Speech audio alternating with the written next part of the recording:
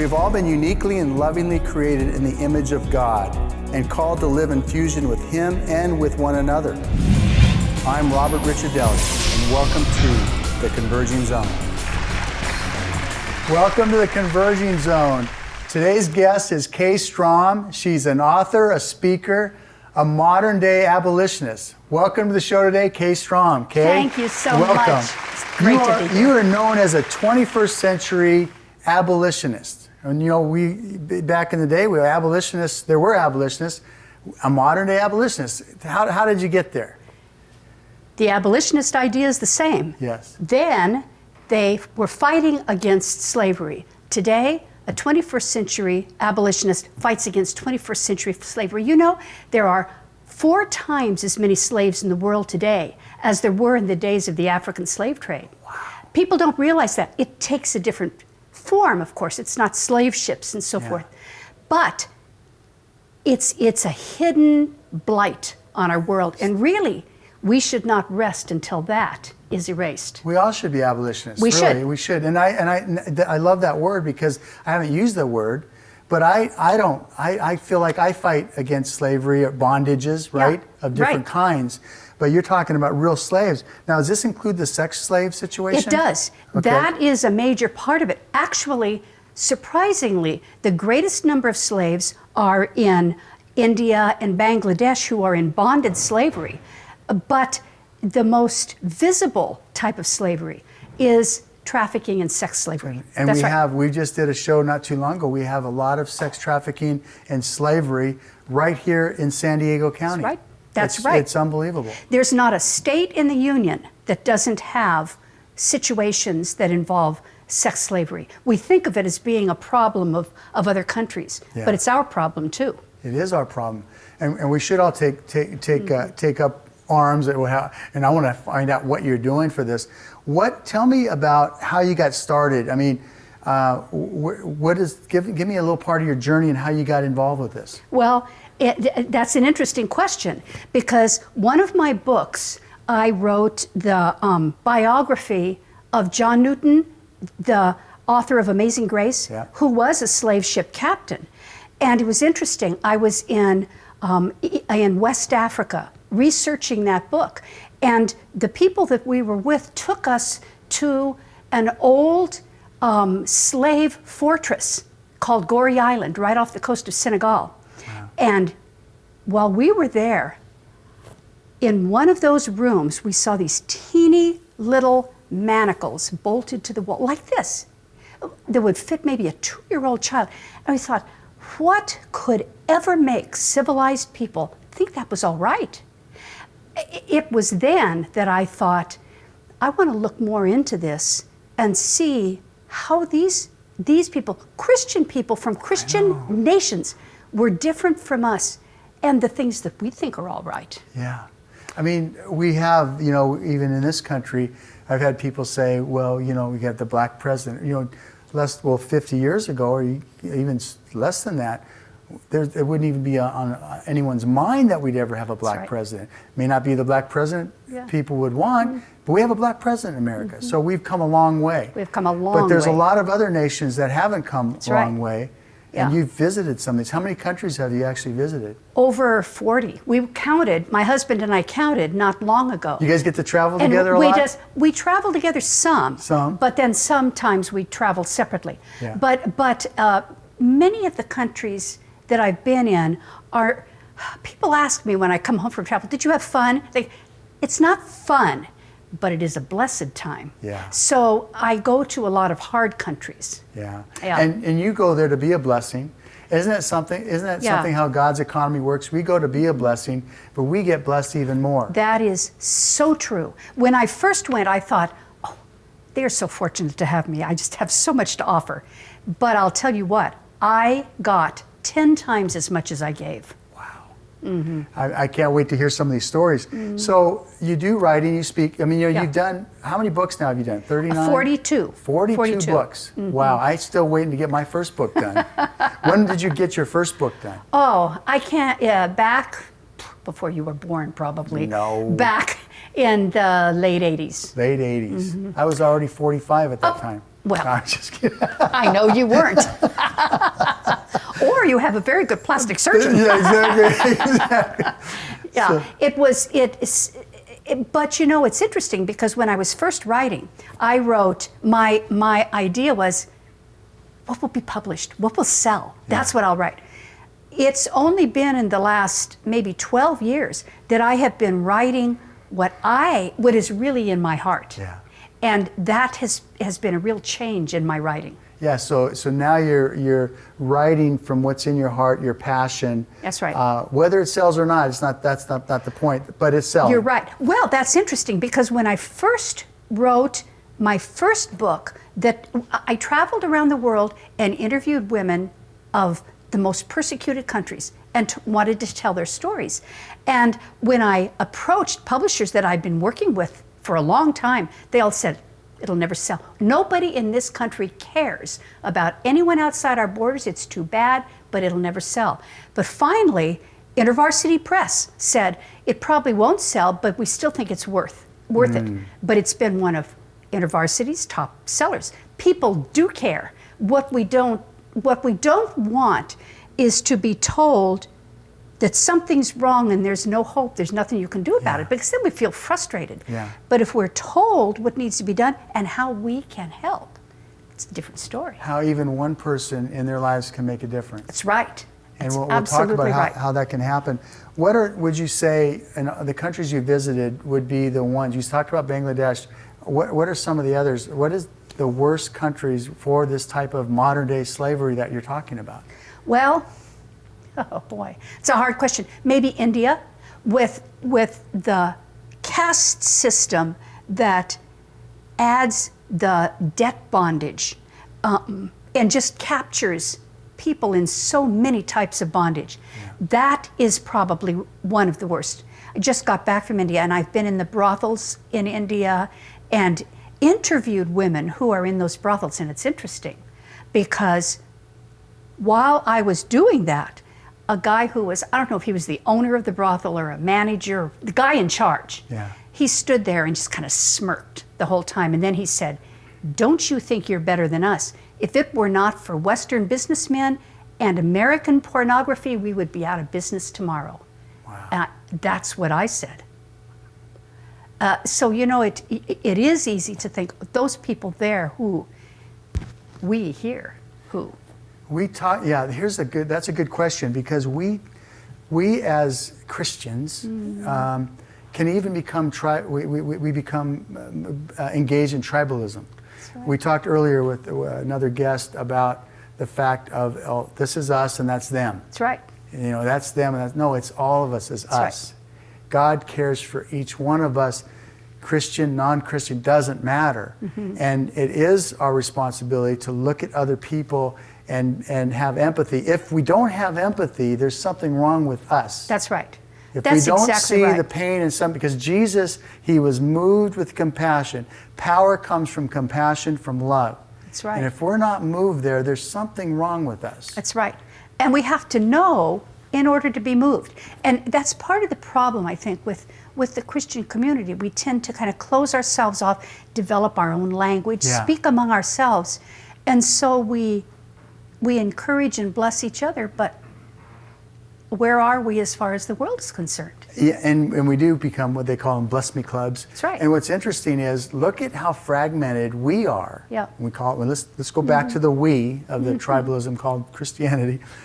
But we're so divided ourselves. We won't get along because this guy does it this way, we do it this way, this is the right way, that's the wrong way.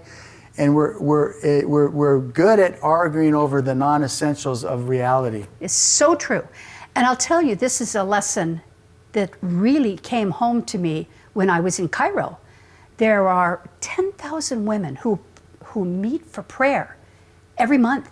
And they say, we celebrate denominations. If it weren't for the Presbyterians, we wouldn't have order. If it weren't for the Charismatics, we wouldn't have joy. If it weren't for the Orthodox, we wouldn't have a sense of history. We aren't complete unless we have all of us. That's correct. Isn't that great? That's the body, right? Yeah, that's right. How are we missing that? Yeah. It's very clear. We are missing it, and we're missing out on huge, huge blessings because we miss the body. That's Yeah, right. well, Jesus, my favorite verse, John 17, that we would love one another so that the world may know about our Father, about Him, and become one with one another. We're not even, loving and becoming one. And He says, as I and the Father are one. So that's a whole nother level of fusion, of connectivity. That's right. That we haven't even caught, that even come close to coming towards it. But I think some of us are moving in that direction. Yes, we are. I guess so. It's like you said, we're moving in the right direction. Father, help us, and we need His strength to do it. We can't do it on our own, and we're getting there. That's right. And part of the reason we're getting there, I think, is because we have connections with Christians in other places, with the body in other places. In North Africa, they say the problem is you have too much leisure time and the ability to get focused on these little minor details. They said, we can't do that. We have to stick together or we're gone. Yeah. So it's a whole different feel that we learn from them, I think. Yeah. And look at your books, and of course we got a few on the table here. You are a storyteller. Yes. So that's one of the gifts you've gotten. When you first started writing, did you write from a story perspective or more from a reality? I mean, this is reality. You're telling a story that is reality, but you're bringing it in a story form. Yep. Is that a different style of writing that you did in the beginning, or have you been doing that from the beginning? I've always been a storyteller. That's what I am. And my feeling is facts and statistics are so important because they support what we tell. But it's the stories that move the heart, and it's the stories that stick with us. Yeah. When I speak, people will come to me and they'll say, will you tell that story about the women in India that you talked to, or will you tell this story? Because that has moved me. They remember it year after year. Something. So I think the story, well, that's how Jesus taught. Yeah. Yeah. We forget that, don't we? Yeah. And there was truth, but it was in a parallel or story form. That's exactly right. When you tell these stories in your books, how much of those stories are actually true? Are some of them, pieces of some, and then put together? How much are actually true? I have to disguise details and names. And I do combine at times because it's a little bit too laborious to tell this and tell this and tell this. It's better but I would say in most stories, 85 to 90% is true. And it's all true, though it may be a compilation now and then. When you hear people, tell us some of the stories of what it's meant to people. There's been a motivation of the heart. There's been a stirring of the heart, and what has it done in their lives? As it moved them to go help themselves, to donate? What are some of the stories you're hearing from people that have read your books?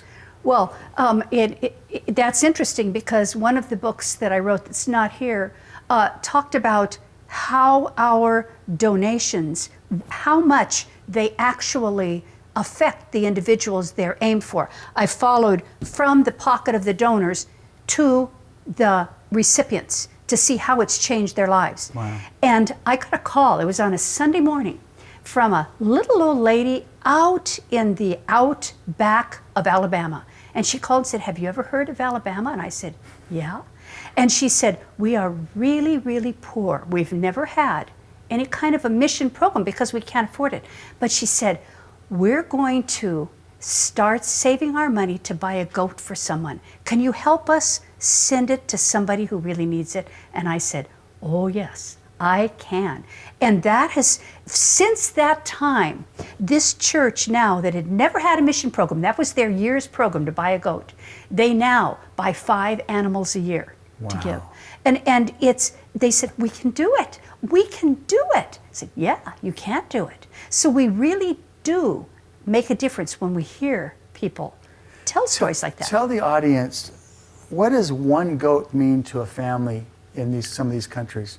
One goat means the difference between life and death. It means the difference between scraping through life in poverty, watching your children starve to death, and having an income that allows for you to have your children educated and see a doctor when they're ill. It truly is the difference between life and death. One goat. What does a goat cost? A goat costs about $40.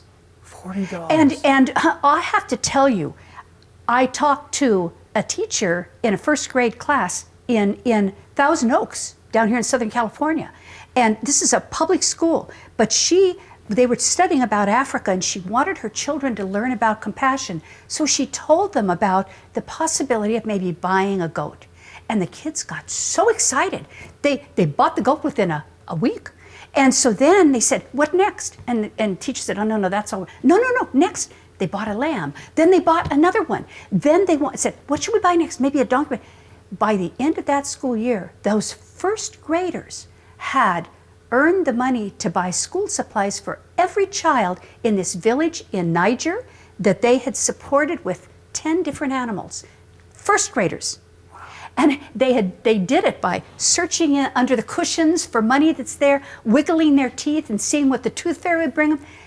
All the creative ways they found to raise the money, because those first graders' hearts were changed. Their lives and their families are changed forever. Audience, one goat can make a difference, and we'll talk a little bit later about how you can purchase a goat for somebody. Mm-hmm. And so you have connections, you have abilities for getting this funding over to there, and you have a nonprofit that takes care of that? I work through an organization called Partners International out of Spokane. Okay. And they are a well-established organization founded in 1940. And they have people in these areas to see exactly what is really needed. So they're not sending things that aren't needed to people who can't really care for them. Yeah. So that's who I work with. So they do it, and they're a good, good reputable Absolutely. Organization. Mm-hmm. In your initiatives, tell us when you go to these places, what are some of your initiatives when you go, and how is it going? How is it going today versus how it was going 10 years ago? One of the things that I most am committed to doing is seeing from people in these areas what they need. Yeah, and I'll tell you, good. The loudest call is for education for their children. I was in a bank started by a group of illiterate women in India who earned enough of a profit from that bank that they were starting a school for the children in the village there and for the abandoned children in the outlying areas. And I sat in a circle with these 10 women. One could read and write. She took the notes. And I said to these women, how will the next generation be different because of what you have done? They said, you look at us. You will never again see a generation like us of ignorant women who can't read and write and are at the mercy of whoever comes and goes to the village. Said, you'll never see that again. Look at us. We are the end of an era that needs to be gone. Hallelujah. What you said was really significant. You said, I go there and see what they need. I heard, I won't name the organizations, but they're huge. They used, I don't know how much money to go into, I think the Maasai people in Kenya, I believe is where it was. And they brought hundreds of thousands of dollars worth of toilets and showers. And it's not what the people wanted or needed. We thought they needed it because, hey, they can clean themselves and they can go to the bathroom properly. Well, they're bush people. They move a lot. They have their own way. They have their own way. And based on what I heard, it was a waste of money because they weren't going to use those things. And that money could have been used for many other projects that they really needed, but they didn't ask. They didn't go there to really ask, what is it that you need? Even Jesus, he knew the guy was blind. He'd say, what is it you need? I want to see. That's right. Jesus asked. Yeah. But it's coming and meeting them in the needs they have versus our American mentality sometimes. That's right.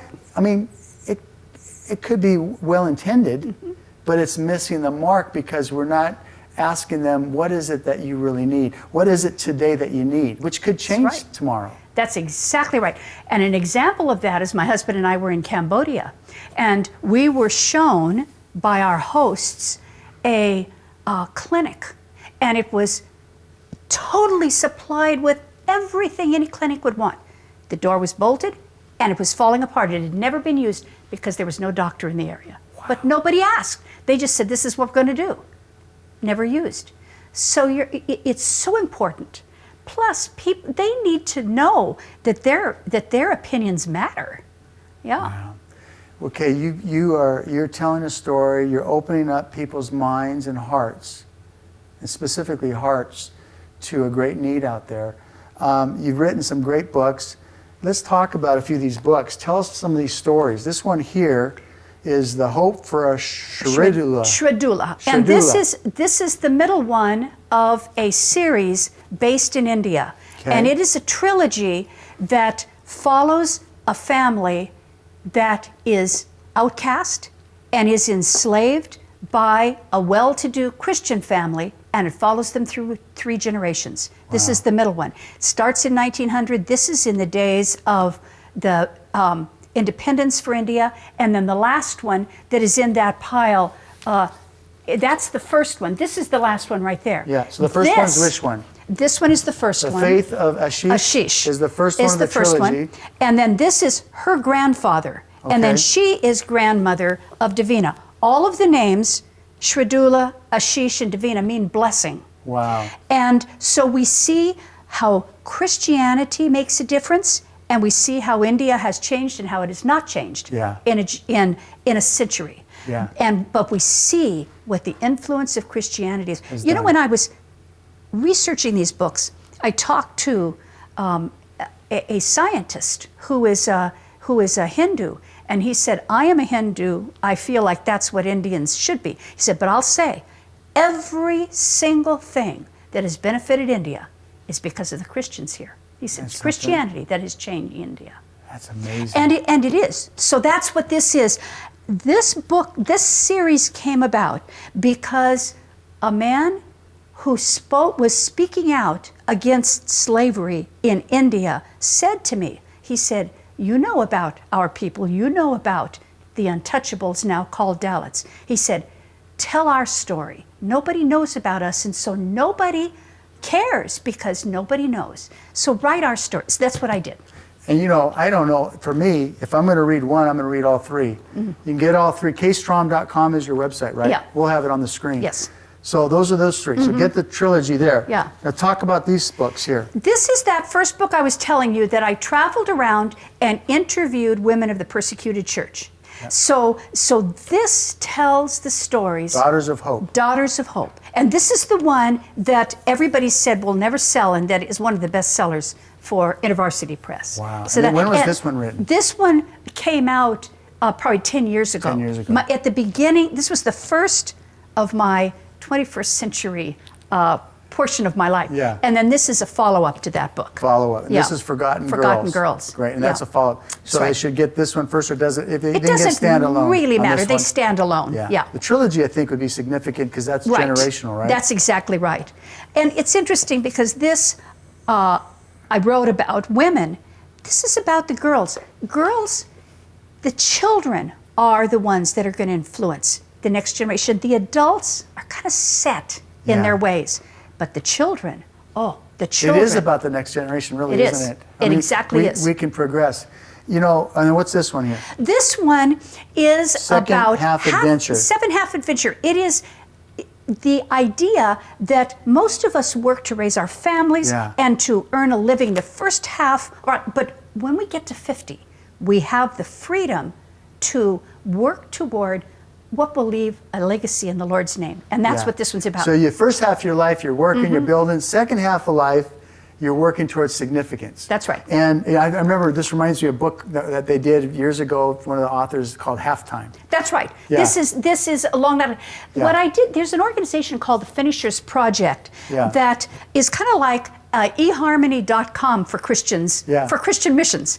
And so I worked with Finishers Project on this, and I interviewed people who do everything from actually moving to Africa, or somebody who works at their computer at home. All different ways of refocusing how you're going to spend your life. So that's what that one is. Recentering. Sometimes we go off here. At some point we got to refocus, recenter. Right. Awesome. Good book to get. Yeah. What's in the near future for Kay Strom? Where are you going next? I just got back from India, and I'm going to be writing a book about a Christian scientist there and what he's doing. I've written about him before. I'm going to write another one about him. I'm also writing about initiatives that are going on in Indonesia right now. But I'm also kind of writing some of my own novels that have a historical basis. So I get my nonfiction along with my fiction in that, which is fun. Well, I celebrate what God is doing in your life, in your husband's life. Audience, get a hold of these books because you're talking about truth done in an amazing story form, but it's truth. And it'll stir your lives, it'll stir our lives to expand our worldview, to see there's much more out there than our own needs. And we know this, when you start paying attention to other people's needs, you find in the economy of God that your own needs begin to be fulfilled. That is so true. That is so true. So be praying for Kay Strom. Go to her website, buy some books, support, buy some goats. Do you have the place on the website where they can help? I will put that on. Okay, she's going to add that to the website, and she'll probably have it by the time we get this in production. Yes. Kay, it's been a blessing. It has been really good to be with you. We're going to have you much. back someday. Great. I would love that. All Anytime. right. Audience, thanks for being with us on the Converging Zone, and we'll see you again soon.